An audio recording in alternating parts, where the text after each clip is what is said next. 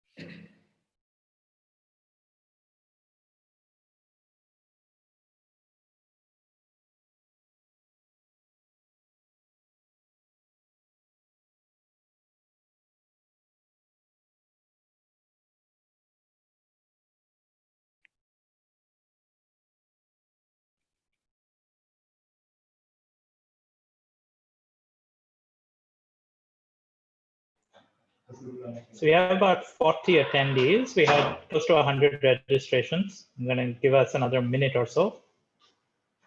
Hopefully we cross the 50 mark and we'll start out.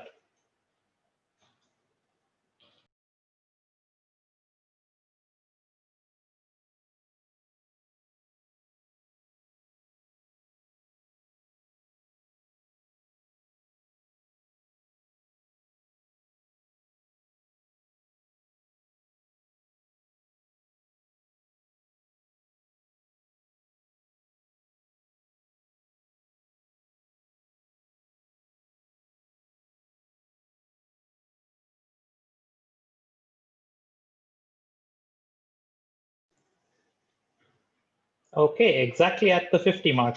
Very good. Welcome everyone to the first of Egov's Connect for Impact webinars. This week, we will be organizing 3 such webinars that collectively will cover Sarkar, Samaj, and Bazaar, the 3 pillars of the ecosystem that we think are essential to urban development. Without further ado, let me invite Viraj Tyagi, our CEO, to deliver the welcome address.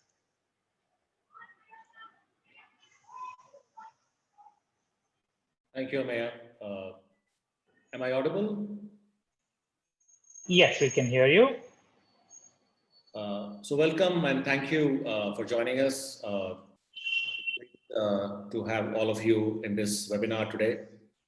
I'll briefly talk about our 17 years of journey, and it's great that some of you who've been part of our journey at various points in time are also part of today's webinar.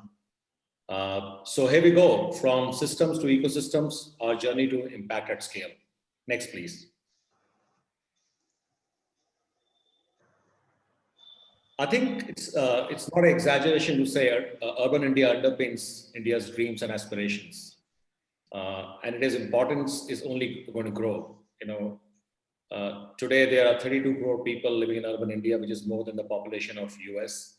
In 30 years of time, there'll be 82 crores, and 70% of GDP is going to come from urban India. While this is a great opportunity, I think there are challenges also. Next slide, please.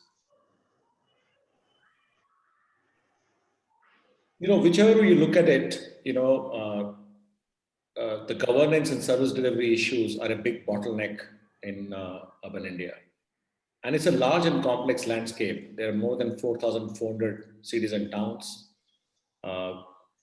Needs of the cities like Jalandhar, which are big, are very different from a town like Jagdalpur. There are issues around languages. There are more than 23 official languages. And there are issues around capacity, in terms of number of municipal employees per 10,000 citizens. India is at 4.5. Comparable Southeastern countries like Thailand, Indonesia around 8. Western countries like UK, cities like London and New York at 15. So I think this puts a big pressure as more and more people move into urban India for opportunities. This problem is going to get going to get more acute. Next, please. And what we're seeing is, all the key stakeholders across Samaj, Sarkar, and Bazaar, the community, the government, and the market, face systemic and capacity challenges. The first one, employees who deliver the services face problems of understaffing and lack of tools to do their jobs. You can argue the dignity of their work is not very high. The city administrators are always fighting fires. I can't tell you how many times I've walked into a commissioner's office and they're scrambling around to get some data. They don't have access to reliable and timely data to make sense out of their cities. In addition, there are capacity issues in the government. State and central governments who make policies find it difficult to drive reforms at speed and scale. Again, a lack of reliable data and timely data limits the avenues for data-driven policy making and effectively tracking the impact of investments. Market players are averse sometimes because there are risks in participation. Also, there are limitations for smaller players to participate. In addition, local innovation, which is really kind of the real gold standard for thriving cities, is limited as access and availability of data and opportunities is also limited. And at the center of it is the poor citizen trying to get on with their daily lives, trying to get to work, trying to be effective and efficient.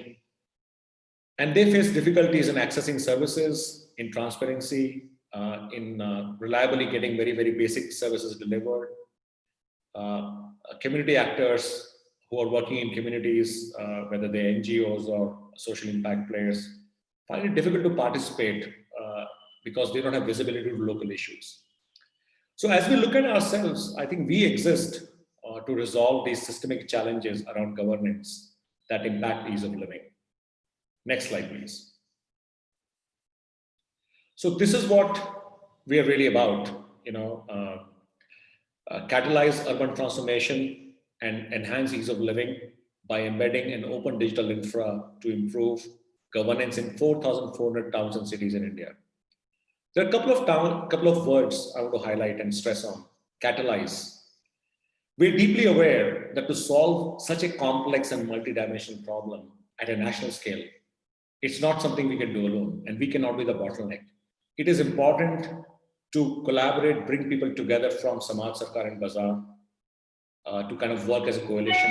It also means that our focus in the mission should be on distributing the ability to solve rather than trying to solve everything ourselves. Second word I want to stress is ease of living. Philosophically, we believe that everything we do should ultimately lead to better access, equity, and delivery of services to the common man on the street. Now, this has meant over the last 17 years, we've made multiple shifts in our approach and strategy in this journey. And I'll talk about that in the next slide. Next slide, please.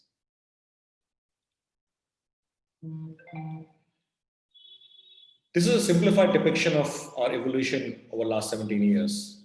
Egov 1.0 in early 2000s was all about automation, moving process from offline to online. Egov 2.0 was a major move forward towards end-to-end digitization of services and workflows and providing citizens and employees a single interface to transact on. While we made steady progress, around 5 years ago or 6 years ago, we started thinking, and we were not happy at the scale and at the speed which we were going on. So we spent significant time rethinking through our approach and strategy. And we had questions like, how do we solve for scale? How do we engage ecosystem constructively and distribute the ability to solve? And what role should Egov play? What are we uniquely placed to do? This led to our 3.0 avatar, which you see on the right extreme, which are two broad pillars. One was platformization driven by open, modular, interoperable technology and digital platform, which enabled people to participate. But more importantly, for the first time, we moved from the comfort of doing things just from a technology point of view, because we had realized that technology is just a part of the jigsaw. There are other things that need to be done. That's where the work we're doing around catalyzing ecosystems for them to work together and create impact at scale, which means working with various actors to enhance their capabilities, driving collaboration, innovation, and also working on policy and market making side of things. This was not easy. I think I would say a good part of 18 to 24 months, because this was a big cultural change. For example, we used to participate in market. I think this meant we do not participate in the market, but act as an enabler and catalyst for marketplace to participate. This also meant the software, which was our proprietary, was open sourced. Again, I think both from a habit point of view and cultural point of view and capabilities point of view, this was a major shift for us. Now let's double click on Egov 3.0. Next slide, please.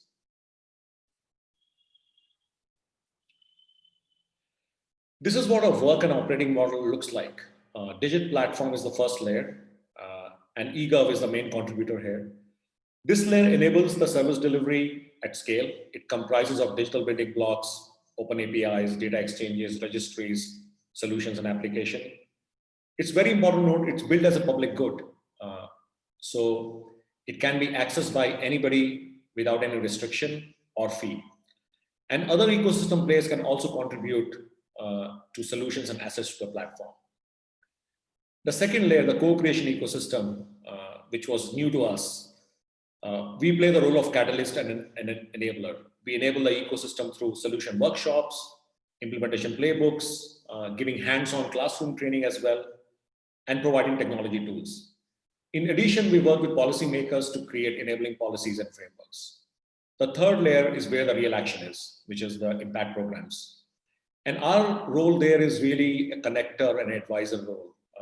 We provide advisory support to government in designing programs and crafting enabling policies. We also play a convening role sometimes, bringing together governments, nonprofits, and enterprises to collaborate and build solutions on or programs for citizens and communities. Now let's see how this translates into action on the ground. Next slide, please.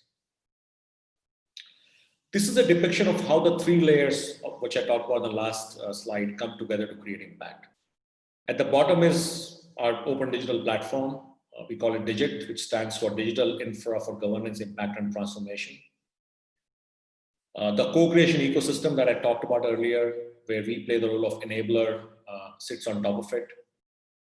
Most of the action is in the program layer, where state, private players, and social players come together and create and deliver programs. So you see some of the examples on the fourth row. There's an MSEWA Punjab program, which basically in 167 ULBs, digitizing most 60 plus services. There's Nagar Seva on Andhra Pradesh. There's also a program by central government for 6 northeastern states for online building plan approval. These programs deliver applications, accessing channels, and tools for both employees, administrators, and citizens. And you see some of the examples on the top: a citizen app, an employee inbox, a dashboard, and a counter, ULB counter kind of enabled by the platform. So let's just, on the next slide, see what this has meant from an impact point of view. Next slide, please.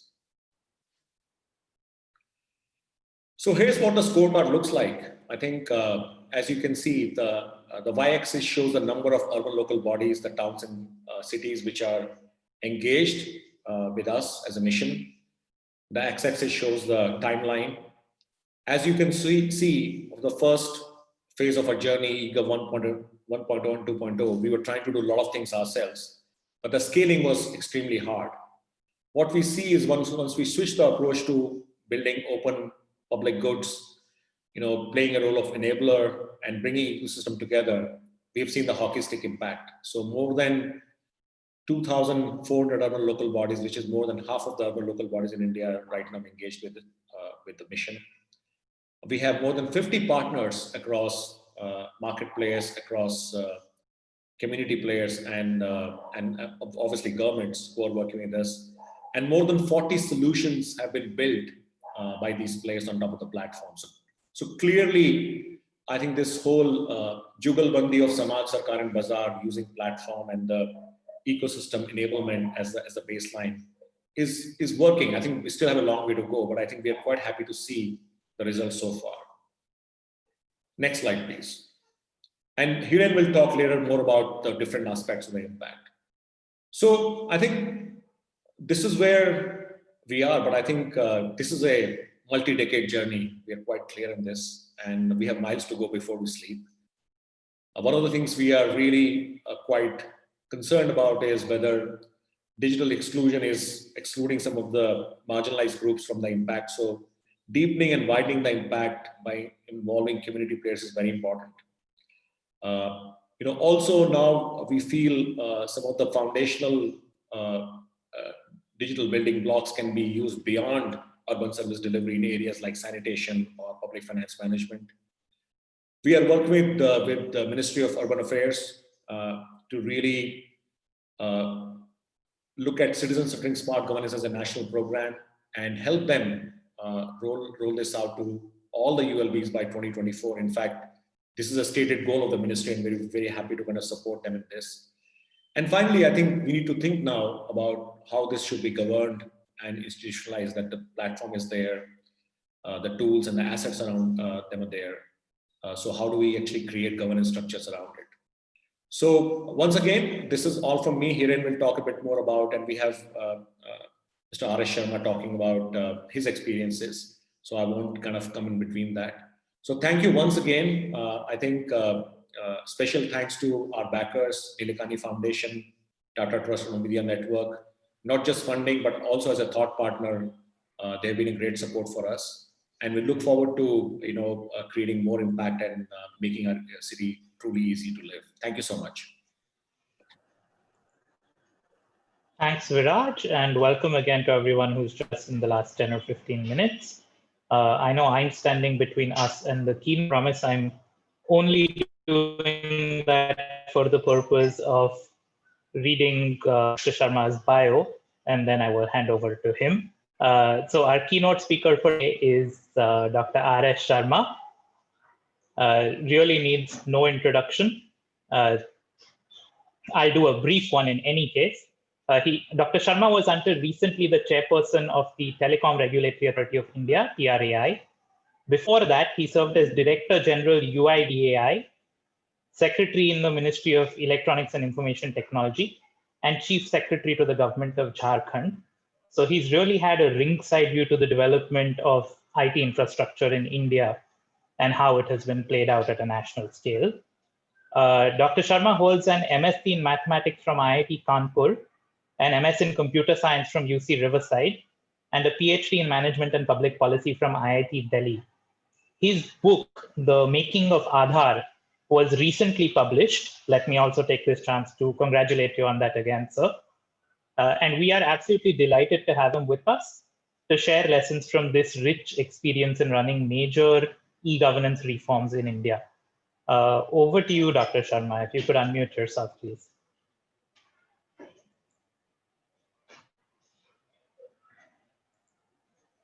Dr. Sharma, you're still on mute, sir. Is it okay now? Yes, sir, we can hear you. Please. Just a minute. Yeah, so thank you, Amia, for that introduction. I was hearing to Viraj's welcome address and the journey which Egov Foundation has sort of gone from starting the systems in the initial phases and now going on to really keeping ahead on the technology curve and sort of developing solutions which satisfy the requirements of current requirements of interoperability, open standards, open APIs, and stuff like that. So I've been told to kind of talk about building public digital goods, the experience from Aadhaar. So I'll focus on the broad principles which one can get out of the project which we did, and how these principles have subsequently been applied in various other sort of domains. I will not talk about the urban governance, though I have some experience of doing that as the Secretary of IT in my state in Jharkhand, where we did kind of Ranchi Municipal Corporation. We were actually implementing a number of initiatives like taxation, water supply, sewage systems, and other things. but that was about 15 years back. So that will probably not be relevant today. And of course, Ranchi may be now implementing solutions which are of a national scale and which are extremely sort of developed in terms of new technologies like Internet of Things, the sensor technologies, and other things. Uh, Let me start by saying that Aadhaar actually came, sort of Aadhaar project was started after a lot of deliberation in the government, and actually the problem which the government at that point in time or before that faced were twofold. One is that the lack of identity, which lack of a verifiable identity in India was a big obstacle to accessing various formal systems. Because as you know, any formal system, the first question it is going to ask you, who are you? And can you prove that you are who you claim to be? That's the first question which anybody asks before they authorize you. Authentication and authorization, So basically that was one part. And second issue was, from the government's perspective, there were a lot of duplicates and fakes in various beneficiary oriented programs. So for example, in PDS, in some of the states, the number of PDS cards were more than 30% more than the number of families in that state, which obviously meant that there were a lot of duplicates and a lot of ghosts, and therefore the subsidy was getting mismanaged or misused by certain elements. And obviously there was a incentive to game the system. So this was the context in which the Aadhaar program was started. And the challenge was given to us was to create unique identities for 1.2 billion people.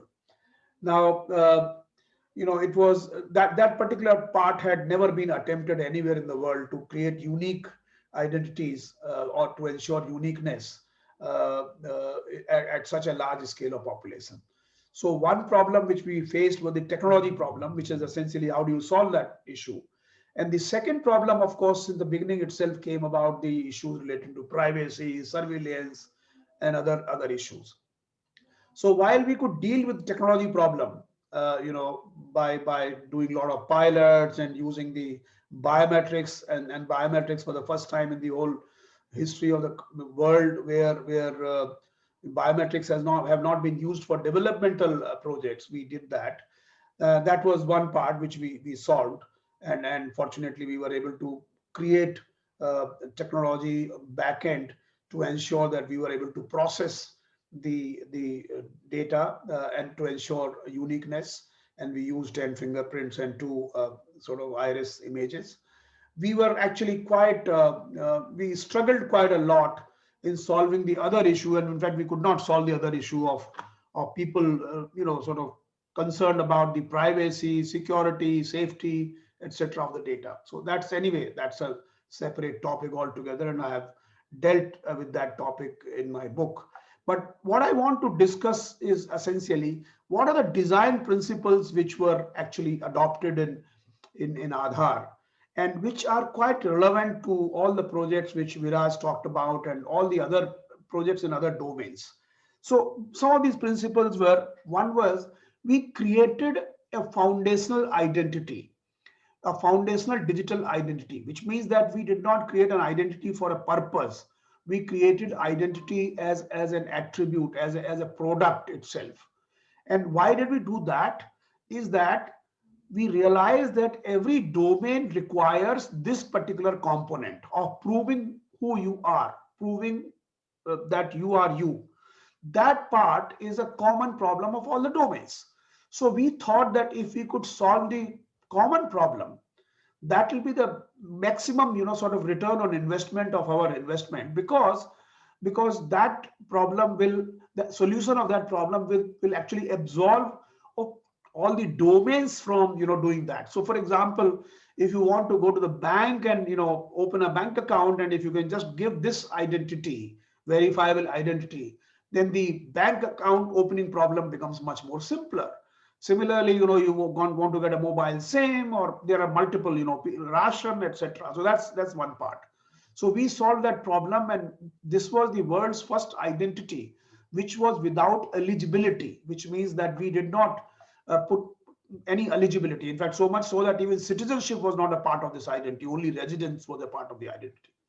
Then, of course, another principle was cost effective, because any solution in our country has got to be cost effective. The UK's ID cards required 135 pounds per ID card. Of course, that was shelved later on, but by that logic, and we actually spent just about $1 per identity. So that's the another part, because we have to have cost effective. We are not a very rich country. Similarly, another part, we said it should be a plug and play, which means that it should be a truly digital identity. And for that to be a digital identity, we said there should be no token. There should be no smart cards. There should be no smart token. And it's not required in a connected world. So actually, it's a truly digitally connected identity on the cloud. And by doing that, you are able to plug that identity into any domain. Why? Because at any point in time, you can just get that identity information from the cloud, and you can use it wherever you want to use it. So that's another part. Then, of course, it has to be interoperable. It has to be inclusive, which means that everybody has to get an identity. There are people who do not have any paper to prove who they are, but they also have to have the identity document. So if you make the process so strict that you bring some documents to prove your identity or to get an identity, then it's a circular problem. Then those who don't have an identity will never get an identity. So basically, that's another part. Other principle, and actually I'm running through these lists because there's only a 15 minutes of time, and I'm aware of that constraint. So another was open source. The Aadhaar system, we did not use any proprietary kind of technology, except the one where we did not have an open source parallel available. So for example, biometric deduplication was the only technology which was actually proprietary, and we had to engage biometric deduplication agencies. Otherwise, everything was on open source, and it was based on open standards. Obviously, it was scalable, because scalability was essentially required, because you want to do 1.2 billion, you should do it fast enough. And you should be able to, there are many algorithms which actually work at a lower level, but which do not work at a higher speed, at a higher numbers, so to say. The input size actually increases the complexity of algorithm. And of course, it has to be speedy, because you can't keep on doing it. So we had to do it even at a rate of 1 million per day. 1.3 billion requires 1,300 working days. So basically, that requires 5 years. And actually, we scaled up to 5.5. We scaled up to 1 billion in 5.5 years. So this is basically the design principles of the Aadhaar. We also designed for safety and security. We incorporated what is called privacy by design in the model. We also had federated data model, which means that Aadhaar will not keep any information. And by the way, I must also add here that while the UID Authority of India was given a mandate only to generate a unique identity for our population, we provided a service called authentication service, because we realized that once I have the identity and once I have the biometric attributes of the people online, then I can provide an authentication service. So we actually added this authentication service, and that became a real game changer. So essentially, we said that we should, once you have this authentication service, then privacy becomes important. So we incorporated privacy by design, which means that whenever somebody authenticates, he'll be informed, and other kinds of things. Federated data model, which means that authentication data, the only thing which we will just have is the log of authentication, no information about the domain, which means that if you are drawing money using your authentication, then the Aadhaar system will not have any information regarding the kind of transaction you are doing, the place where you are doing from, and stuff like that. So essentially, this data relating to transaction will remain with the banks. Similarly, the data relating to giving you a mobile SIMs will remain with the mobile company. So that's how it was ensured. Then, of course, it was always encrypted. We used a random number. So all these principles were actually incorporated into the design to ensure that we have the privacy by design. We had, as I explained, we had technology challenges, we had political challenges. We did not have political challenges, sorry. In fact, there was a bipartisan support because people realized that if you are going to deliver services and if it is going to become easy, it will be very good. And of course, civil society challenges, we had privacy, and that finally got decided by the Honorable Supreme Court in a judgment which actually held that Aadhaar does not violate privacy, Aadhaar does not create any surveillance structure, Aadhaar does not create any profiling of the people. So that basically was settled. Now, what happened was that in 2014, the new government came to power, and the Honorable Prime Minister wanted us to have a Digital India program. So we had the Digital India program. I was fortunately the Secretary of IT at that point in time. So we sort of devised and we crafted the program. And the three pillars of that program, or three areas of that program, was: one was digital infrastructure, another was software and services, and third was citizen empowerment. And I can see that these are all the components which you require in your urban mission also. You require digital infrastructure at the base level. Then, of course, you require software and services on demand, and then you require citizens empowerment. So that's how we weaved it together. And then Aadhaar became a part of Digital India in some sense, because that became a part of the soft infrastructure. And on basis of that, we created a number of artifacts which are on top of Aadhaar.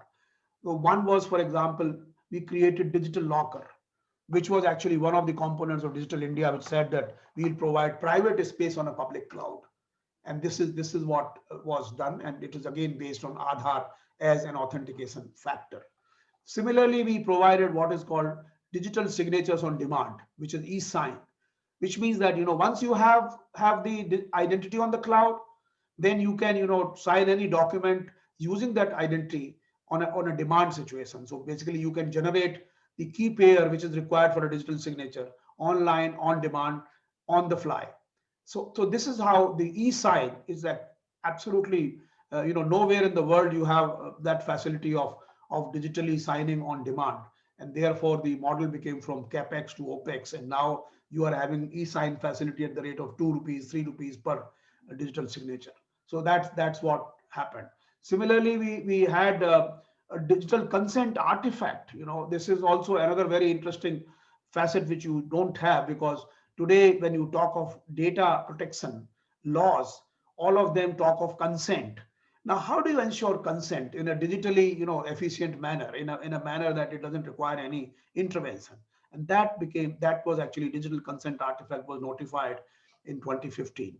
We also created a number of policies, which is essentially open standards, open API, and open source policy. Then in 2015, we had this JAM, Janadhan, Aadhaar, and mobile, and we realized that the trinity of the bank accounts using Janadhan program and using Aadhaar as a way to open bank account, and of course mobile as a way to communicate and to do transactions, and Aadhaar as an authentication. This thing can really change the lives, and JAM has indeed changed the lives. You are having direct benefit transfer, you have Aadhaar enabled payment systems. So basically what had happened is that we created a number of digital artifacts on top of Aadhaar, and that is actually the way we should develop any governance or any e-governance architecture today.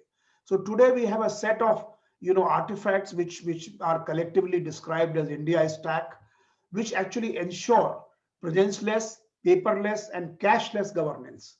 So for example, UPI is also exactly built on the principle of Aadhaar, which means that you describe a set of APIs, and those APIs are able to now commoditize in some sense the payment system and actually unbundle this entire thing.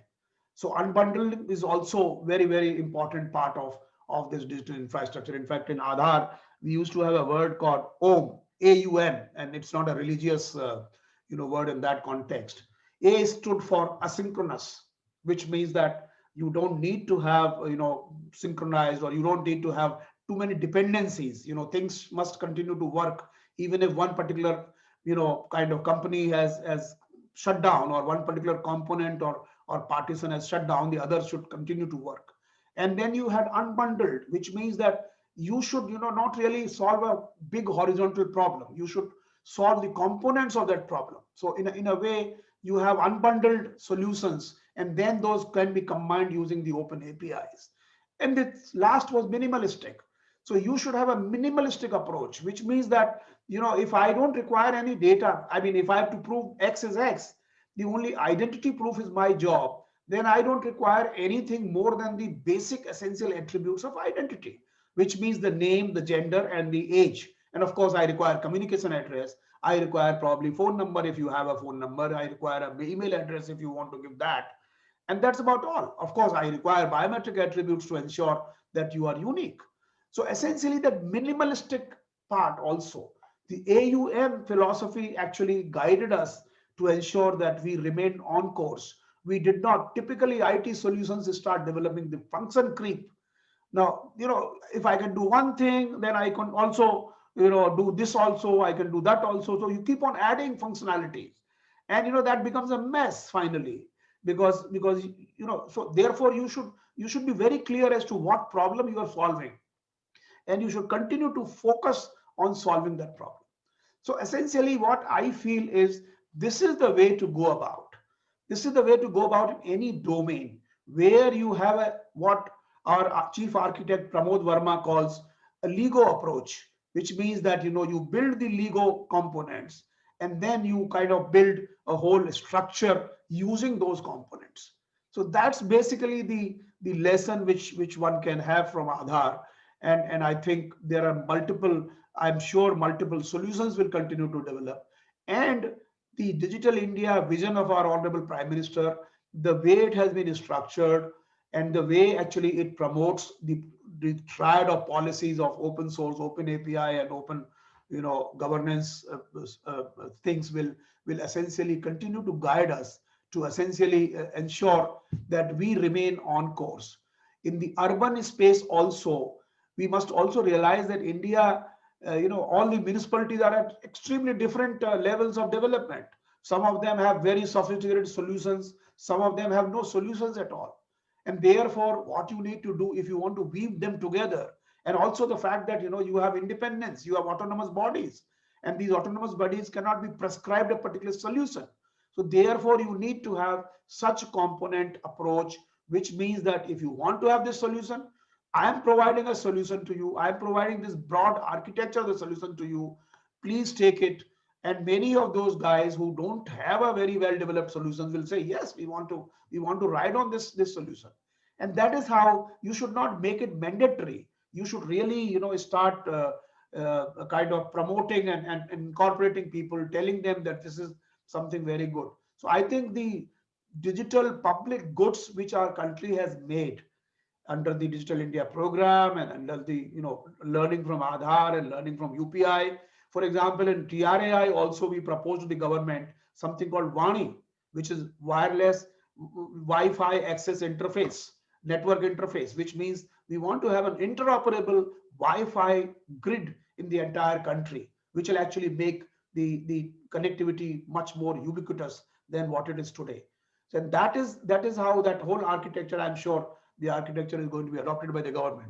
This is the kind of learning which we have from Aadhaar, and I think this learning can be applied in multiple areas. I think the broad principles are universally applicable. Some of the specifics may not be applicable to certain sectors, but then of course that is what you have Egov Foundation for. So thank you very much for inviting me to this. I have been associated or kind of interacting, not really associated formally, but interacting with Viraj and his team. And actually, I must congratulate them because the basic philosophy which I talked about, openness, interoperability, scalability, speed, all these things they are working on. It's not a profit kind of motive which actually guides them, but it is essentially a motive of creating an inclusive set of components and softwares which is going to serve the nation. Thank you very much. Thank you, sir. Thank you, Dr. Sharma. Thank you for your kind words and for correctly drawing our attention to the answers that have to underpin any such book. Let me now invite Hiren Doshi, VP for Strategy and Partnerships at Egov, to present a snapshot of our impact report. Good evening, everyone. Can you hear me? Yes, Hiren. Okay, great. Thank you for joining us today. And thank you, Mr. R. Sharma, for a wonderful keynote speech. Let me spend the next 10-15 minutes presenting key highlights of the Egov Impact Report. The link to download the report will be available in the chat window, so please keep a look on that. Viraj highlighted the challenge that India faces due to rapid urbanization in the next decade. This will lead to exponential rise in demand for citizen services, and we believe that technology will play a very critical role in enabling such a large-scale transformation. But we also know that technology is only one piece of the puzzle. And we have been at this effort for the last 17 years, and it's really satisfying to see the footprint of Egov span across 2,400 cities in 14 states, impacting over 160 million citizens. Next slide, please. Next slide. We have enabled our cities to become financially, go back up. We have enabled our cities to become financially stronger by collecting more than 15,000 crore in revenues. We have also enabled citizen participation in governance by helping register and redress over 3.5 million grievances on the platform. And the platform also enabled over 25 million transactions between citizens and the local government. Next slide. When we think about impact, we look at our most important stakeholder, which is the citizens. Next slide. And the ecosystem of stakeholders that revolves around improving the lives of Indian citizens includes city and state government, central government, administrators and frontline employees, businesses, academia, research institutions, and civil society. And through our mission, we strive to meet the objectives of all our stakeholders. Apart from focusing on ease of living and participation for citizens, our impact framework also measures gains in efficiency for the employees, financial stability of the ULBs, use of data and decision-making, and new solutions built on the Digit platform. And finally, the framework is meaningful only if it is positively contributing to improving trust amongst participants, building state capacity, and providing equitable access to everyone. Our very first impact report is our humble effort to highlight the challenge that Egov and our partner ecosystem have managed to bring in the lives of citizens working alongside the government. And we have tried to package this experience as a playbook and open sourced it to drive transformation and scale and speed across the country. Now, what we've done is we have attempted to present our entire experience working with the states like Andhra Pradesh, Punjab, Uttarakhand, Odisha in the report as case studies with objective evaluation of what has worked and what is still work in progress. Now, let me start with Andhra Pradesh. Our engagement with AP is very special, as this was the first time we had an opportunity to drive statewide urban governance transformation. As we all know, AP has been a pioneer in leveraging technology for citizen-centric governance. In 2015, Government of AP decided to create a common digital platform for all 110 ULBs in the state. The effort was combined with creation of new online channels while leveraging existing offline channels for citizens to interact and access their local government. The AP government articulated a very clear vision, not just to resolve urban governance challenge in the state, but actually to raise the bar for municipal governance and service delivery for the entire country. Fast forward today, and the results are really noteworthy. Next slide. The program impacted the lives of more than 1.4 crore citizens by digitizing over 35 citizen services. And as part of the program, government also took a very bold step of publishing Citizen Charter. Not just that, in a radical departure from the norm, government also publicly announced the policy to compensate the citizens in case of slippage of SLAs. Now, this strong focus on quality of service resulted in 90% of citizen requests being serviced within publicly announced SLAs and reduction of grievance redressal time from 24 days to just 5 days. That's an improvement of over 500%. Next slide. The strong focus on eliminating manual process and digitizing it helped build trust on the system data. Another bold decision by the government was to improve the trust and participation by the citizen was to make a number of dashboards completely public. And today a citizen can visit AP Municipal Administration website and view real-time data on number of services, including grievances, property tax, etc., as well as various other indicators for the city, ward, or locality. Next slide. One of the main benefits of a digitally enabled governance is that state leaders, administrators, and ULB employees can have access to reliable and structured data. This substantially improves the ability to manage ULB performance and direct resources to high traffic areas. Next slide. One of the core tenets of a truly public platform is that it provides the ability for others to solve instead of trying to solve everything itself. The open architecture of the platform has allowed multiple new solutions to be built and integrated with the platform. This has not only resulted in states' ability to innovate faster, but also save time and money in avoiding duplication in building the foundation layers which already existed on the core platform. And some examples of the solutions integrated on the platform are the property registration department integrated stamps and registration system with the property tax system to enable one-step issuance of mutation certificate, which is a big deal. Second, land records department integrated Aadhaar, which was built by NIC to provide verification of land ownership through land's use life cycle. One more example is citizen satisfaction captured through IVRS was in the PGR application, the public grievance redressal application on the platform to analyze the quality of services rendered for continuous improvement. Next slide. And to highlight the versatility of the platform, when the government launched doorstep delivery of citizen services, the platform enabled enrollment of over 30,000 ward secretaries and over 1.5 lakh ward volunteers on the platform. And the impact was to establish a very vibrant and effective service delivery system for the state. Today, over 90% of service requests flows through this network. And this has helped prevent corruption, discrimination, and this infrastructure was also rapidly repurposed to handle emergency situation like COVID. Next slide. Finally, in a recently concluded survey by independent third party to study the impact of Nagar Seva platform on the lives of citizens and employees, the results were very satisfying. More than 74% of citizens saw greater access to government, with over 60% also seeing enhanced service delivery.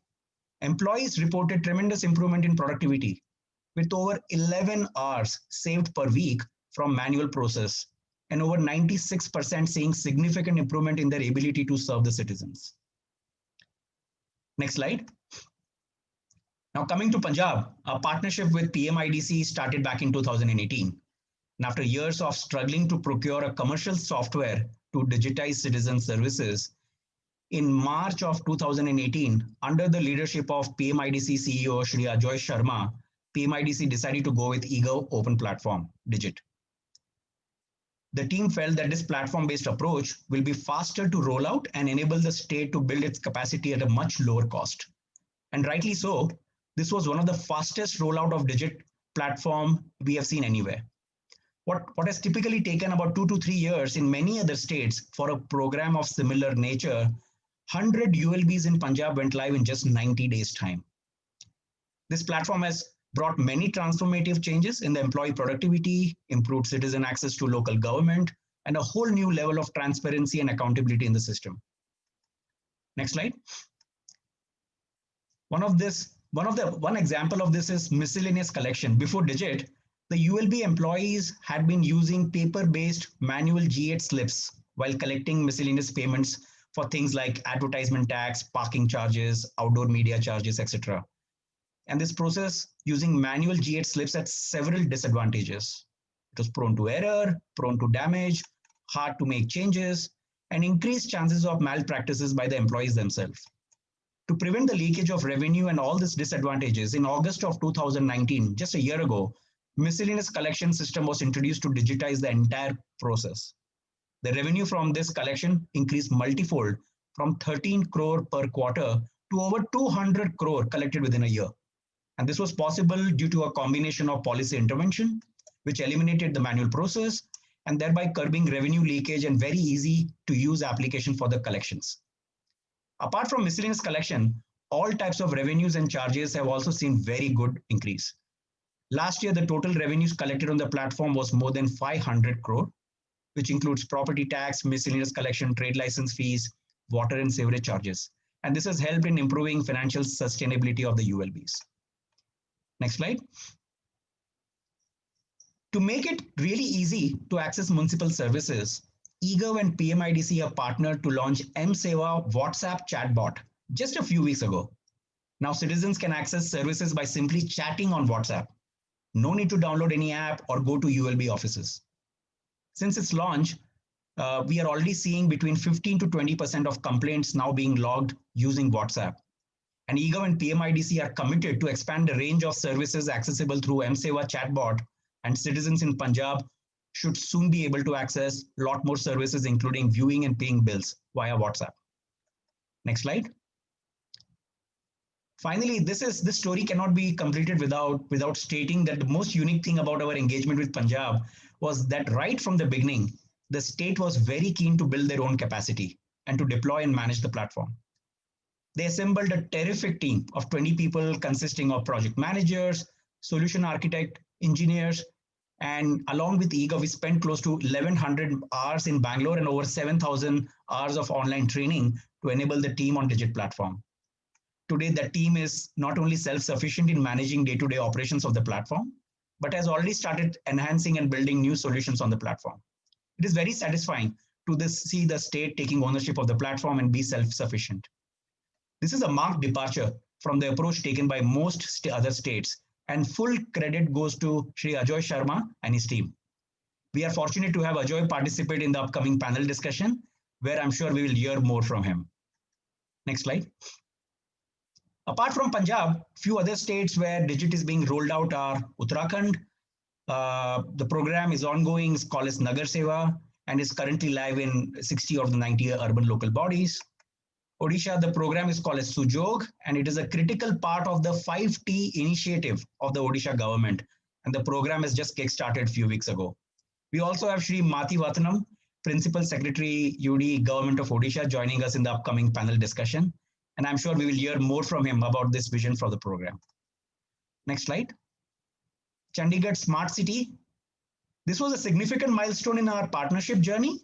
Chandigarh Smart City was the first city where a partner rolled out Digit completely on their own.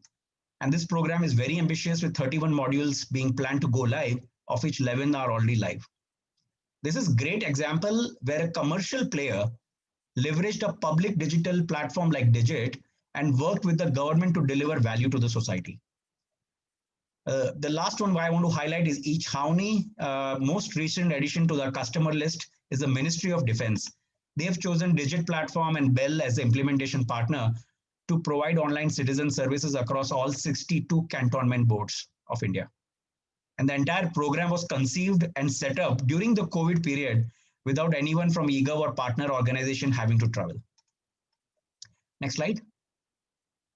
Working with partners has been a way of life for all of us at Egov. Significant effort of our product engineering and partnership team goes in helping partners be successful in their state engagements. And in the last 18 months, we have enabled over 15 partners.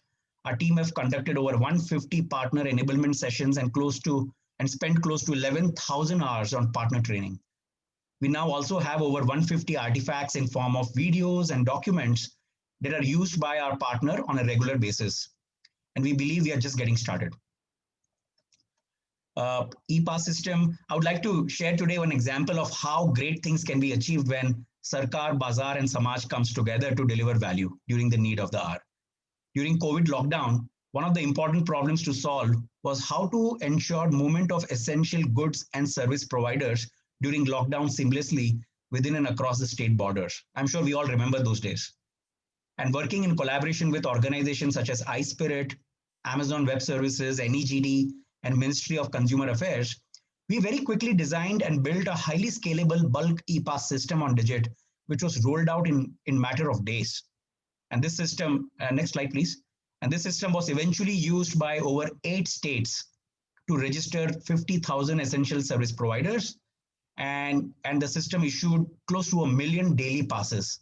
This is the power of open digital platform working in collaboration with the broader ecosystem to build contextually relevant solutions in a very short period of time. The last thing I wanted to highlight today, next slide please, is as mentioned in Viraj's presentation on moving towards deepening our impact, we recently commissioned a study along with Omidyar Network and Aapti Institute to explore the impact of public digital platforms and to better understand access to such platforms for the last mile users, especially the ones who are not digitally native or may have other barriers to accessing the government services digitally. Through field research conducted in multiple sites across AP, Punjab, and Tamil Nadu, researchers from Aapti set out to compare experiences of people in well-connected, well-served, high internet using areas to dark, peripheral, low internet use and often informal areas, to get answers to questions like, are they able to access municipal services and through what channels do they normally do so? And the results have highlighted that citizens access service from local governments through multiple channels. They also show that there are multiple groups they still prefer to contact ULBs in person or through phone calls. The study also highlighted one very important fact about the marginalized groups, which may face additional barriers or consideration while applying for services. And finally, it also highlighted the important role played by the intermediaries, be it NGOs, local entrepreneurs, or political actors in accessing government services. This was a very quick glimpse of the impact report. I really hope everyone downloads the report and enjoy reading it the way we enjoyed making it. Next slide, Amaya. And I would finally like to end by thanking everyone who has helped us in every step of this remarkable journey. We hope to continue building out this ecosystem even more broader as we take on more challenges in the coming years. We could not have done it without you all. Thank you so much. Back to you, Amaya.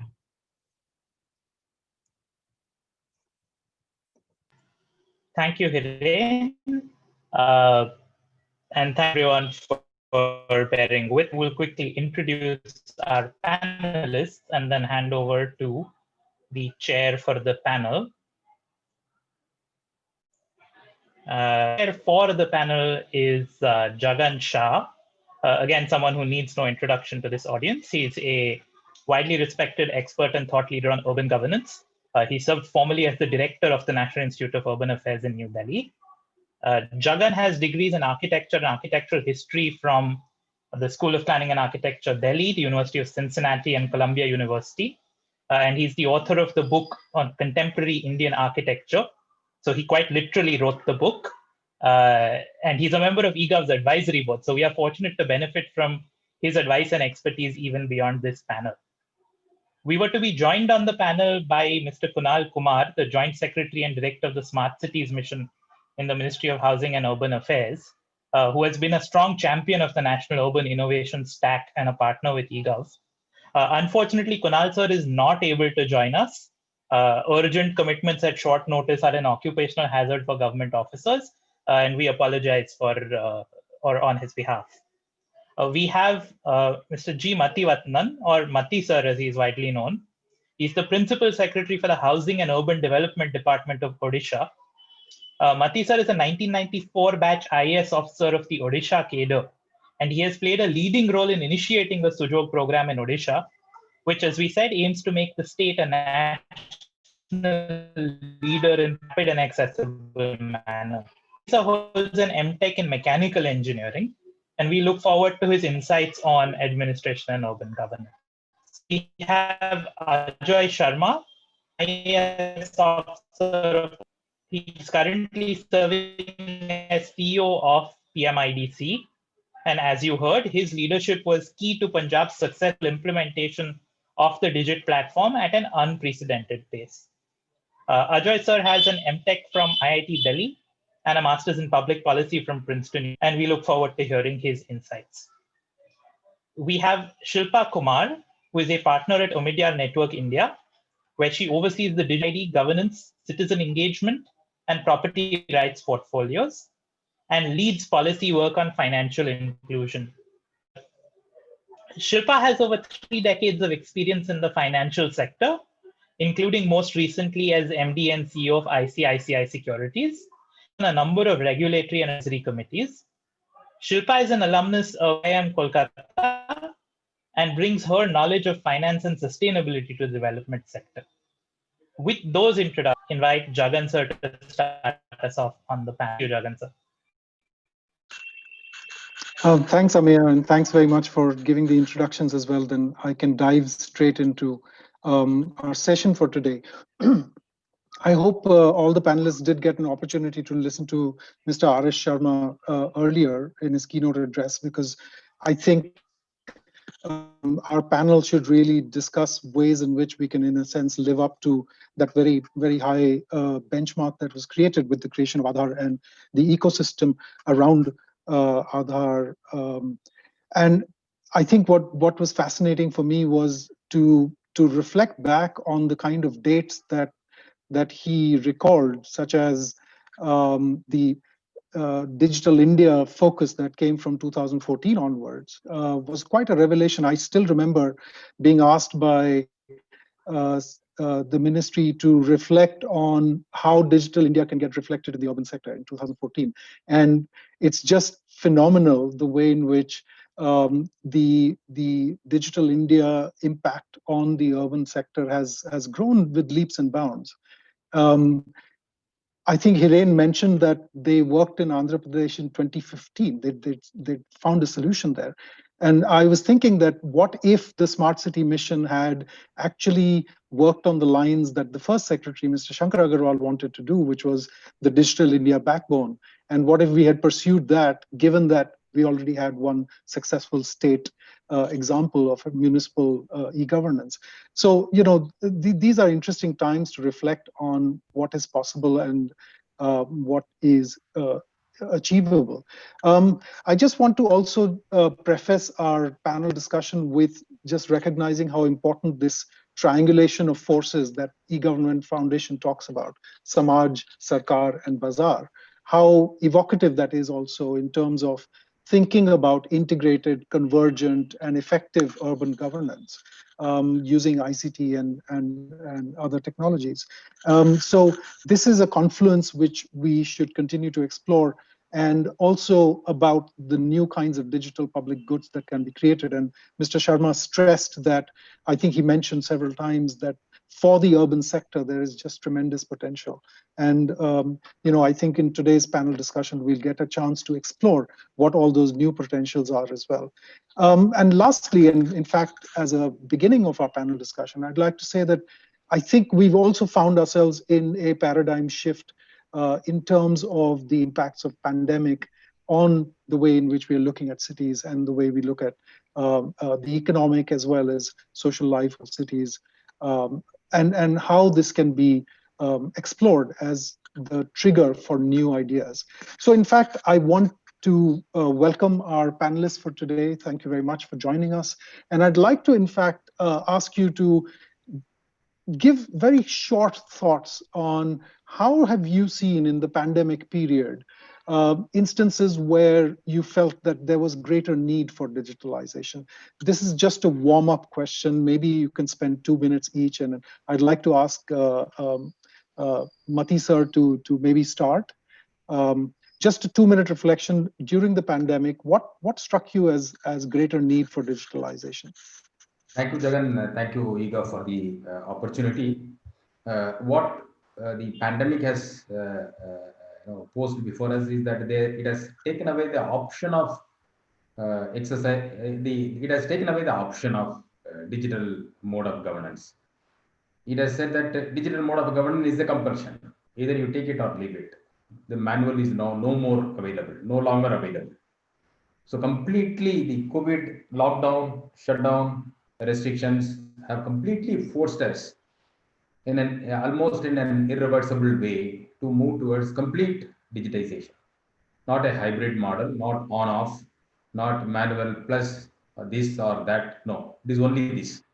So including though government of Odisha has been implementing automated workflow system, e-governance on digital platform, all those things, but we always had an exception. Certain things will not go through the digital mode, like the court cases, litigations, the legislative matters, those kind of sensitive things were always out of the digital, online mode. But the COVID has forced us that everything 100%. So in our own, so since we could not go to office, everybody had to work offline, online, from home. So that has made us, it's a transformative change, irreversible transformative change, and it's a great opportunity. It has given us a great opportunity.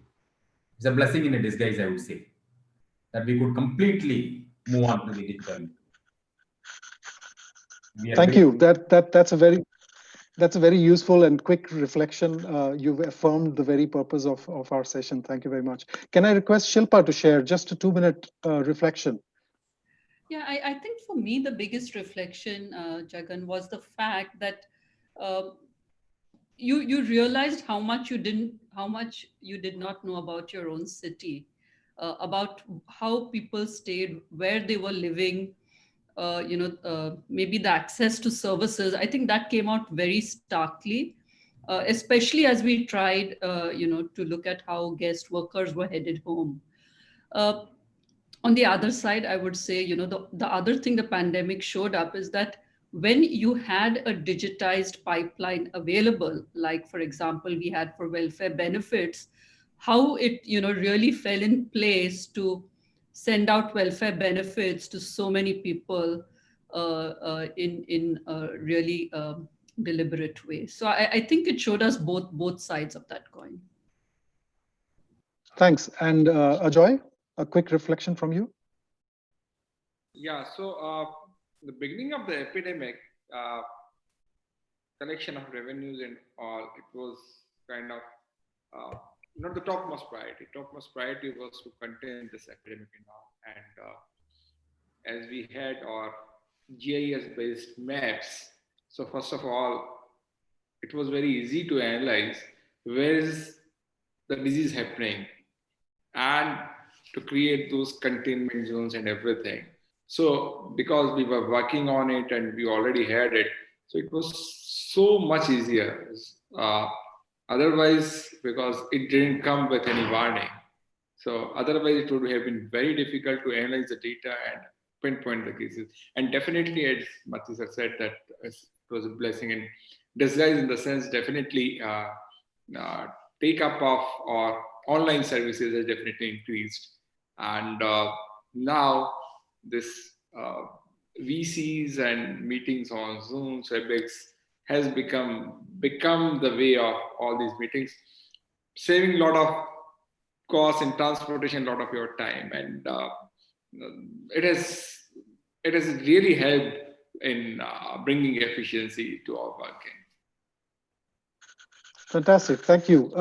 That's a good warm up actually, because I think each of you have described different dimensions of this. Let's explore this a little further. And just in terms of protocol, what I'd like to do is to maybe address a question or an observation to one of you, and then the other panelists are welcome to simply jump in. I noticed that we're not able to raise our hands, at least. I'm not sure if I can. I think there is a raise hand button in the sidebar with the names of participants. So if you'd like to raise your hand, but you're welcome to just jump in. So I want to come back to Mr. Mathivathanan. You said that now, henceforth, this is the only way to look at urban governance. I'd like you to unbundle that a little bit and share with us what are those dimensions of converting now to an e-governance mode in the context of Odisha. We have been providing the various municipal services as an online service through the digital platform for a very long time. It's called the e-municipality platform with limited modules available. Now recently we have signed an MOU with the Egov Foundation to bring the whole bunch of all municipal services across the board throughout the state, what smart cities in some states have done. So all those services for all the urban local bodies in the state in one go, we are doing it. And we have just rolled out the implementation very shortly. In the coming months, we'll be commissioning one module after another module. And the next 6 to 9 months, we expect to have all modules on board for all the cities. in the entire state, covering the entire urban population. That's a very exciting development that's happening. Egov is supporting us. That's going to kind of completely transform all the quality of services to the urban citizens. Everything would be in a single platform, including the water, sanitation, municipal services, all. So, but if I understand correctly, you'll still have a number of functions where data is being captured manually, for instance, in registers and ledgers and so on. Has that completely been stopped, that analog mode, or? Yeah, in the current system, we have that offline, we have that online, which we are going to discontinue with the digital platform. With the new modules on board, it will become only online with no manual option available at all. And it will be a compulsory one. That's what we are working. So that would be also irreversible. So in some senses, this is the digital e-governance platform allows us to look at a sort of the idea of the Prime Minister that there should be more governance and less government. Does the digital mode also pose a certain threat in terms of access or in terms of inclusion? Yeah, that's our major concern. So when we move on to complete digital governance, we need to see whether the digital governance is going to be inclusive governance, whether that's going to serve the entire all segments of the population. So all said and done, Odisha has about 25% of the population living in the slum areas. And if you take Bhubaneswar, it's about 35-40%. The larger cities have very considerable population, ranging from 30, 40, 50% also in some of the industrial areas. So we need to see whether they are digitally included or not. We are very concerned that our complete online digital mode of governance may lead to digital exclusion, digital marginalization. It can become a major trigger force for marginalizing the community. And it may lead to digital discrimination, digital deprivation, you call, leading to a digital divide. So we are very concerned about that. How are we going to? It's a great challenge. How are we going to address that? So on the option could be that now almost everybody is on a mobile phone and mostly Android. So how quickly we can make all these services through mobile app, mobile based services. Even mobile based governance we need to move on to. See, even since now we are in from work from home, flexible working hours. So when we are into that mode, so it's high time that we move our governance system also into mobile-based governance. In any case, we are operating on WhatsApp. We are part of several official WhatsApp groups, emails. We attend to all those things using the mobile. So it's time that we also integrate the mobile into our office autoflow workflow system, and using the mobile you should be able to deliver your daily these providing the urban services. So we are conscious about the digital divide that's happening, and our challenge would be to how we can make the digital platform affordable to the marginalized segments, those who live in the urban poor settlements. So how do we ensure that they are not left out in the process? How do we make sure that they also have the devices, they have access, and how do we make these language also should not become a barrier? The apps.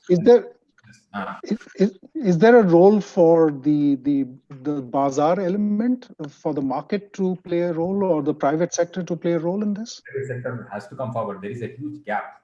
The private sector has to fill in that. Government has to partner with the private players to ensure that the devices are available at reasonable cost, at an affordable cost to the marginalized, and these services are provided through the mobile platform. So here the role of private players will be very, very critical. So we need to. Can I request Shilpa to come in here? And Shilpa, if you could share your perspective on the point that Mr. Mathivathanan has raised, that the private sector needs to step in. What does Omidyar Network see as being possible barriers to that or opportunities? Yeah. So I think the Jandan Aadhaar Mobile, Trinity actually was a great illustration of how when the pipeline was laid and opened up, in a sense, the private sector could come, innovate at cost. I mean, to really deliver an efficient and cheap service, which suddenly just transformed the financial landscape. So I think that's a great, case study. Having said that, when you look at civic tech, it's not quite followed the same path. And maybe there are reasons for it. So, we've done a lot of work on this even in the United States as a group. And our learning there was that, for entrepreneurs to come in, entrepreneurs will come in because there is a lot of excitement on how can you take, the modular pipeline offered by, let's say, digital civic, technology. How do you use that to set up business models that work off it? But I think the two big differences that come over there compared to, let's say, financial services is sometimes a lot of these entrepreneurs depend on the government for payment. So that becomes one. So government as the end party who has to pay for services becomes one part of it. The second part of it is the citizens themselves might not be willing to pay too much for some of these services. So I think these are the central differentiating points between financial services and civic tech. And what that has meant is, while VC money has gone into some of these kind of entrepreneurships, the sustenance of these entrepreneurs becomes important. And I think there's a need to really focus on how we can make a sustainable civic entrepreneurship happen. I think that's really, the big area of focus. If I may, Jagan, I also want to, briefly comment upon the other point Mr. Mathivanan made, which is to do with marginalization. And it's absolutely true. Even if you look at the financial services sector, while Jandan Aadhaar Mobile has resulted in great pipe to most Indians, it has also meant that those who are the most marginalized are the most excluded. So if you take that and you kind of overlay that back into the urban space, I think it doesn't take away the argument for digitization, but I think it makes a strong argument for maybe having intermediaries who play that role between the community and the tech interface, sometimes just to get them familiar and to get them going. And I think that's a really important role for community leaders, NGOs, to play in terms of bridging this divide.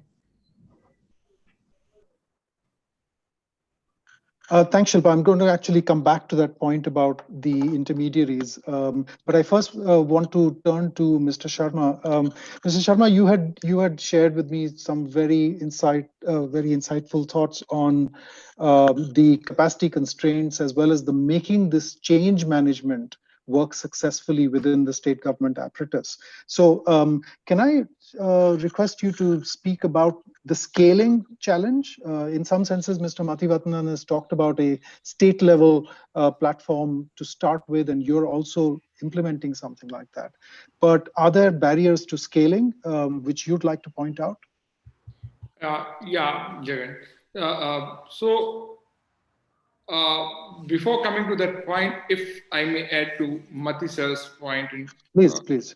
Shilpaji's point about digital divide, it's a very genuine kind of concern, and that was the reason that we have started kind of integrating WhatsApp into it. WhatsApp is something which is definitely, you cannot say it is owned by 100% of the people, yes, but its access is much, much more.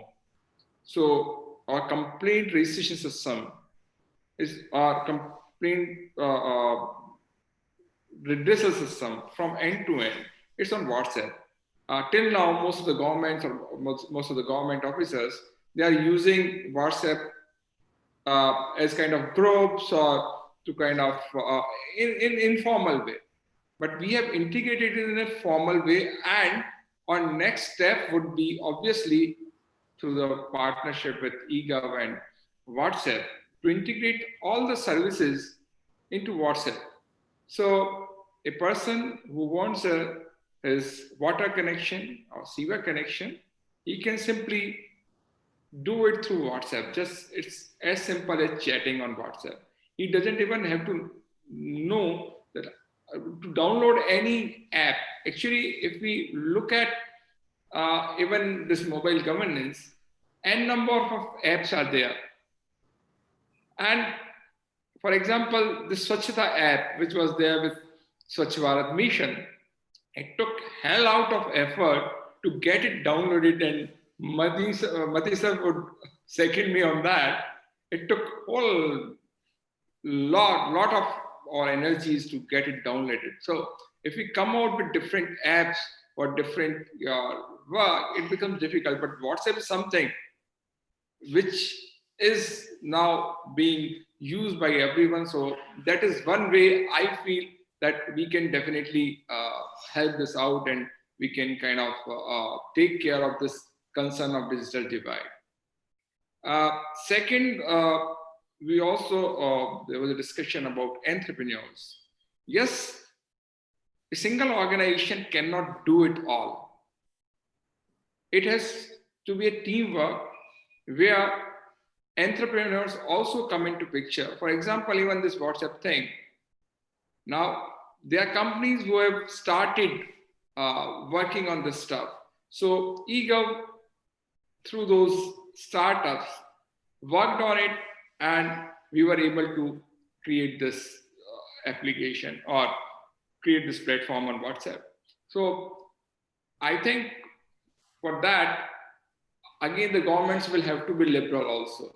Till now, what we are doing is we are sitting on tons of data, but we don't want to kind of disclose it to the public or to the entrepreneurs in the name of privacy secrecy. But just, I think, hiding the essential information or which are sensitive information, we must share, or we must have those policies through which we can share data with these entrepreneurs. And trust me, if it is done, many services will come on their own. People are ready to pay, like obviously with this digital transaction, the transaction costs are not that high. For example, right now, if there is some even Suvidha center or something where one has to pay bill, he has to pay maybe 10 rupees, 15 rupees extra. But with digital transaction, it's like hardly 1 or 2 rupees. So that money is not a matter of, it's not obstructing you. What is obstructing is we need to open it up so that the entrepreneurs can come in and can provide creative services. And when there will be competition, when will be free market, then definitely people will get efficient services. The thing you asked about its expansion or its rollout, yes, definitely. When we talk about e-governance, and again, I would need Mati sir's support and his seconding, but he would also have experienced the same thing. In last 22 years in my service, I've seen that procuring these e-governance solutions becomes an end in itself. So first of all, you will hire very expensive consultants who will work on all your DPRs, and then they will prepare RFPs and that kind of stuff. And then these big companies will fight it out. I would not name the companies, but all of we know that these are all big techie companies with a lot of legal cells with them, fight with each other like anything. In fact, in our normal contracts where we lay pipelines or sewer and all, companies don't fight that much as we have seen with the IT companies. So what I'm saying is procurement of this thing itself becomes an end in itself. And then after that, they will come with at every point of time, you have to give some sign off. You have to do this business process re-engineering for things. Obviously, solutions is simply not like, it's not converting manual thing into your electronic thing. You have to do business process re-engineering. Again, you need to have capacity for that. Without the capacity, without the team, it is not possible. Generally, the people or the companies who come or advise your political bosses, they give this thing that we will give end-to-end thing. But believe me, there is nothing like end-to-end.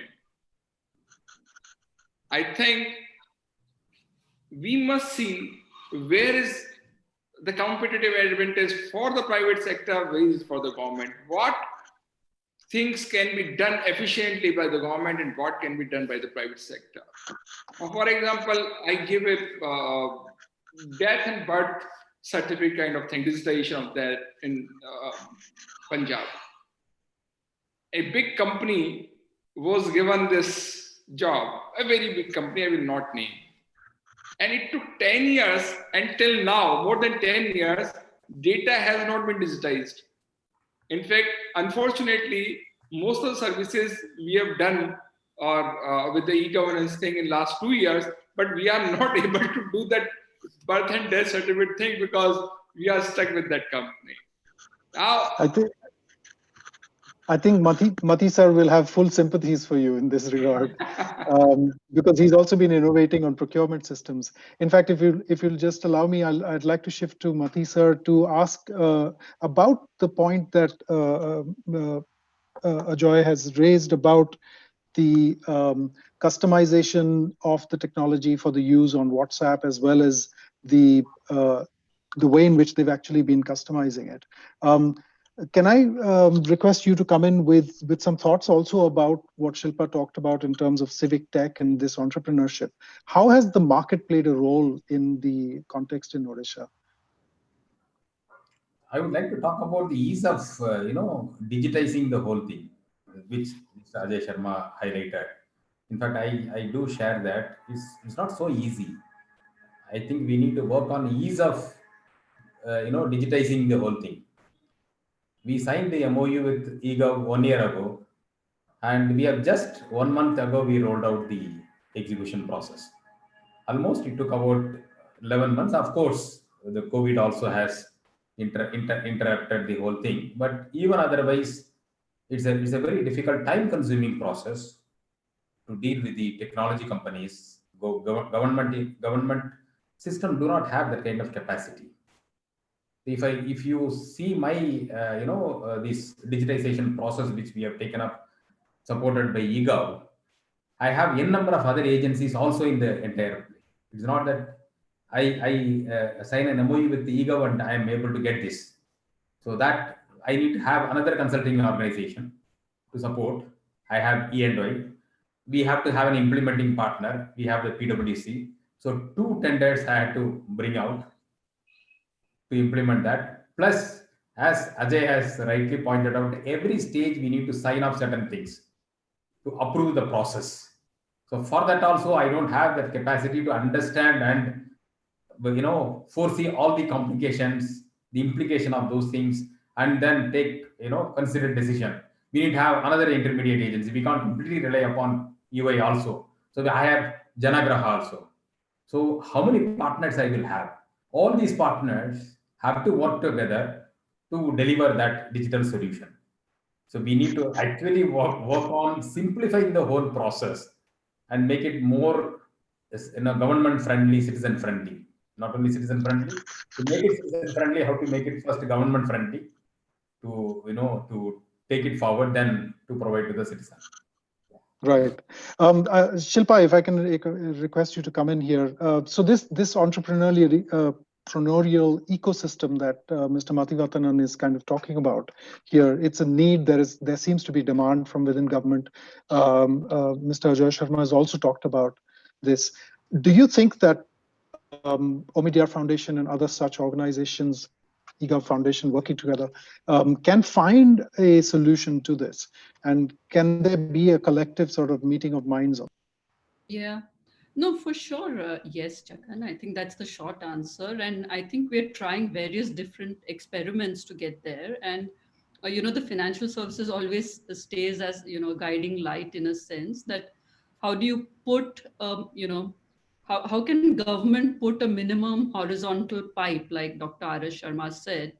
How can you put that basic pipe in place and then allow private sector to come in, which can probably do it cheaper, faster, etc. So how do you marry the two? And I think we for one are definitely interested to make these experiments and see what we can learn from them and how do you make them work.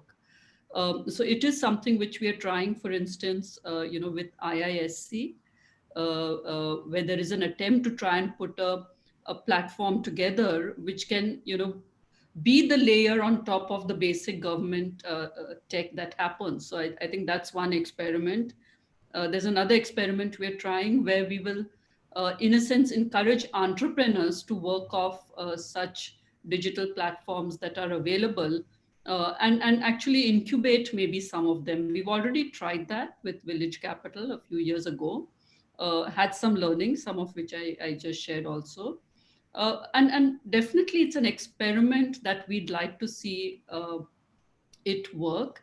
But I think like any example, and again, Dr. R.S. Sharma, gave a fabulous comparison to, the Aadhaar NPCI kind of story. I think the important thing becomes, okay, and what's the structure of the basic highway or basic platform? What are the economics of it for someone who's coming in? What are the rules of the game?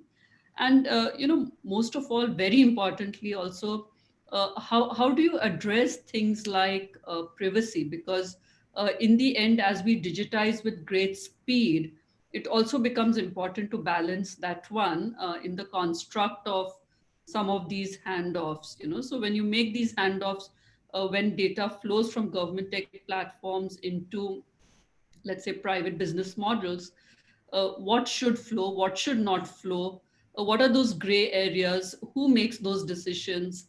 All of these things become fairly important. And we'd love to see this, private sector interplay also happen. And also, what are the rules of the game for something like that to happen?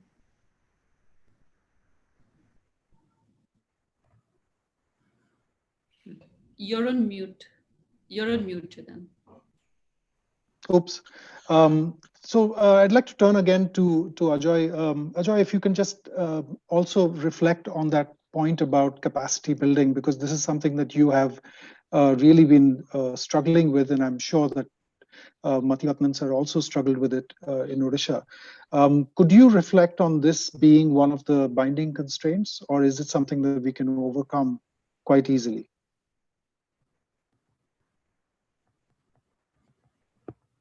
Ajoy, are you there with us? Definitely, it's a constraint, and but at the same time, we must build the capacity in the government.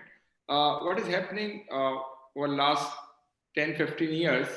I'm not saying that consultants are bad, but at the same time, totally giving up your thing and your capabilities and just putting everything on the consultants, and it has in fact deteriorated our capacity in all governments.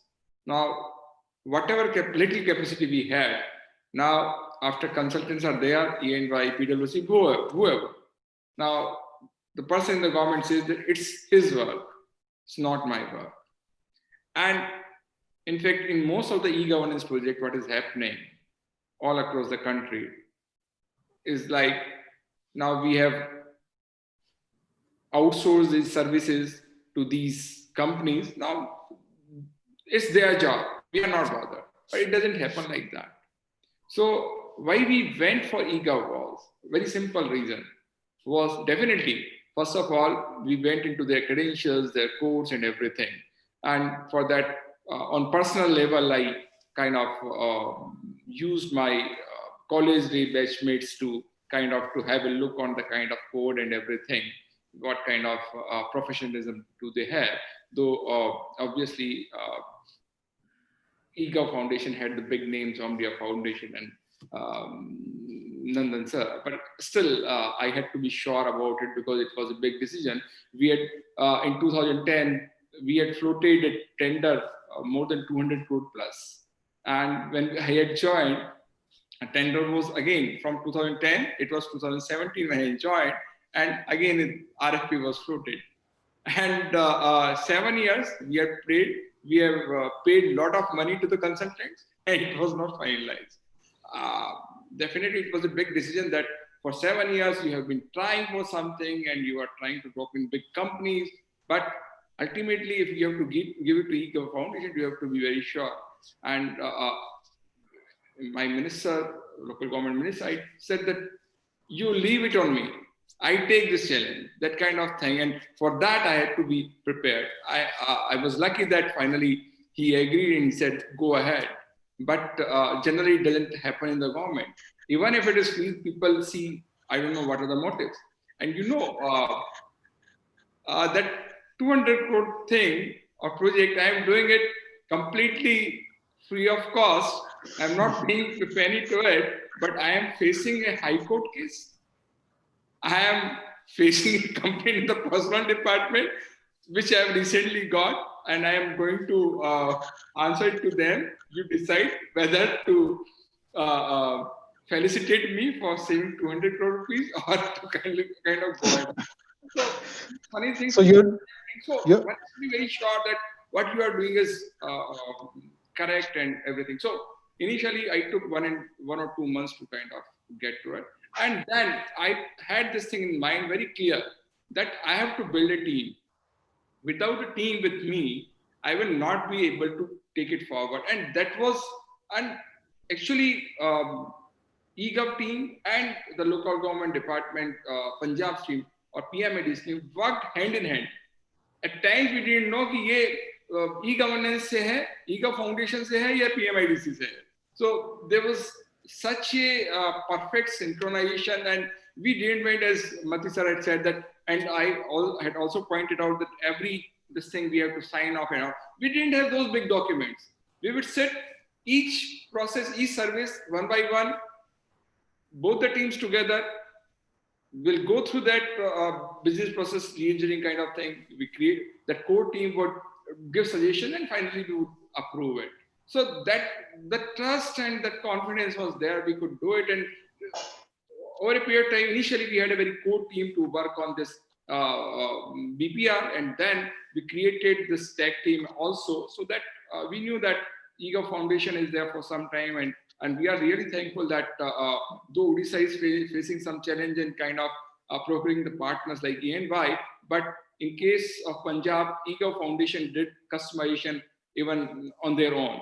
So we were lucky that way. But over a period of time, we built our team so that day-to-day functions and those kind of support systems we could handle ourselves. And still we are in the process that, and now our people can definitely, based using the digital platform, they can develop different applications as per the needs. But yes, we also need some higher end of capacity, which again we are trying to develop it.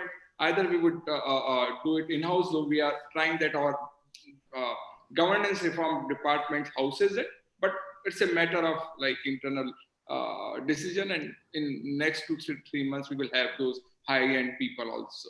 That's fantastic, because at least they have one very important part of this whole ecosystem is the champion, and you are the champion quite clearly. I mean, you're even facing court cases in this regard. I'd like to quickly turn to Mati sir for in fact requesting him to reflect on whether the Odisha experience has been different from what Ajoy has described in Punjab. No, I would like to, in fact, congratulate Mr. Ajay for this, for the leadership he has provided to this program, the ownership, they call it as an extreme ownership in leadership. So you own up the program and then you stake your own, you stake yourself to that. I take that responsibility. It's very rare to, take that kind of stance for a program. It's a huge risk, taking that challenge before the political bosses that I take up the responsibility. Of course, Egov must have given that kind of confidence. Hiren and his team would have kind of inspired that kind of confidence. I also will take, but not with many organizations you can take that kind of risk. Fortunately, we have this Egov not-for-profit organized foundation with committed professionals there. So with them, it's actually a kind of blessing to work with such partners to take up such programs. But today, thanks to this webinar, it's a discovery that Egov Foundation has adopted a discriminatory approach. They helped Punjab in customizing that and asked Odisha to go to the market and fend for themselves. It's very bad. I thought that Egov Foundation would be fair to all. So, I think Viraj is listening, and I'm sure he's taking notes. So I think just from a scale point of view, Punjab was the first implementation of the new platform, so we were also learning.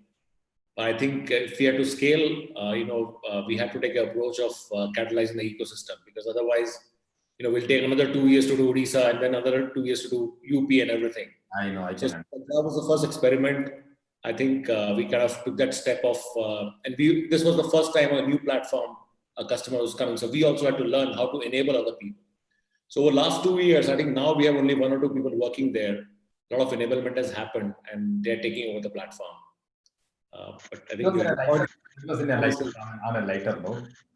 But we have just taken off in the implementation. We will be learning a lot.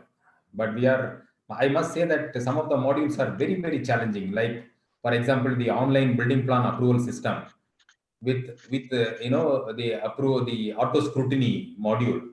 It's a very challenging one. We have been working on that for the past 5-6 years with two technology companies. Both have failed. We had to prematurely close the contract, abandon the work complete, done for about 3-4 years, and then redo the whole thing with Egov on this platform. So that's one of the important thing in the ease of doing business. Also, we have been losing that, but it's a challenging one. We are hopeful that the first module we are taking up in the Digit platform with the target of 2-3 months time to complete it. We are hopeful that we'll get through that. Fantastic. So we only have a few minutes left in our time for this webinar. So I want to ask you, Mati sir, to share just in about a minute, what do you think is the future? Where is this headed? I'd like you to do some future gazing, but just share some thoughts on that. Yeah, urban governance is transforming very fast post-COVID. I have a feeling that we are in the crossroads. We are in the junction. That the core city concept may not work anymore. The city would be, horizontally spreading. We need to focus on the peri-urban areas, adjoining rural areas, with work from home becoming norm, flexible timing, and a lot of the COVID will stay for some more time. So we may experience this situation for a very long time, forcing people to remain at home. How do we provide those services? So during pandemic we have experienced that the core city, which used to have the markets and the offices, they were not taking up the water. The demand for the water has come down, whereas the residential areas, the water demand has gone up, twice doubled. So our distribution system has been put into huge challenge. So how do we strengthen the urban services in the peri-urban areas, providing in all areas? That would become our focus point, and the densification, all those things will become a question mark. Our focus in the cities. We may okay, thank you. When we ask an IAS officer about future gazing, they still talk about things to do. It's very interesting. You're so focused on action, and it's really remarkable. So if I can ask Shilpa, would you like to just do some future gazing for us? A very quick thought. Yeah, I think COVID really gave us an opportunity to really reflect on maybe the state of our cities. Gives us an opportunity also to really take the Lego blocks available right now. Like Dr. Sharma said, there are various Lego blocks available. There are, platforms like Digit, which is an enabler. There are entrepreneurs, there are NGOs who are willing to come in. How do you take these Lego blocks and make the sum of parts, something much greater than what it is? And I would only conclude by saying that, when I see dynamic leaders like Mr. Mativanan, Mr. Sharma, I think even if we get, one or two states really doing this at scale, I think it'll be a lighthouse project which will really energize, other states as well. So really look forward to that. Fantastic. Ajoy, one final thought from you very quickly. What's the future look like? More than a thought, it would be a request to Omidyar Foundation and such kind of organizations who are funding this project. Now, what I see is, and again, Mati sir will again second me, if we can create a group of 3 to 4 states or 3 to 4 like-minded officers who can kind of show that these are the needs. And what happens that in each state and each city, if you look at it, 80 to 90% of the cities would need certain solutions. What I'm saying is, if that kind of pipeline can be created in no time, rather than waiting for 2 years, because we see the need that we need this, but at the same time, I know that I need this, but for procuring all those kind of stuff, it may take me 1 year, 2 years, and then by the time my needs would change. So if we can create that group and who can kind of think tank, who can kind of come out with suggestions that we have to work on 1 or 2 or 3 services in the short term and medium term.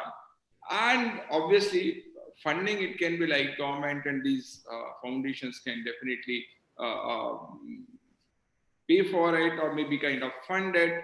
But rather than each city reinventing the wheel, if we can provide some basic platform, that would be very nice, and it would be very meaningful. Fantastic, thank you. That's a little bit of looking forward into the future, where we can look at greater networking amongst the different agents within this overall network of people who are building the e-governance. I think that's great. I'm afraid we will have to close now. We are actually well past our last time. I just wanted to remind the audience that our panelists today have actually shared with us a rich array of insights.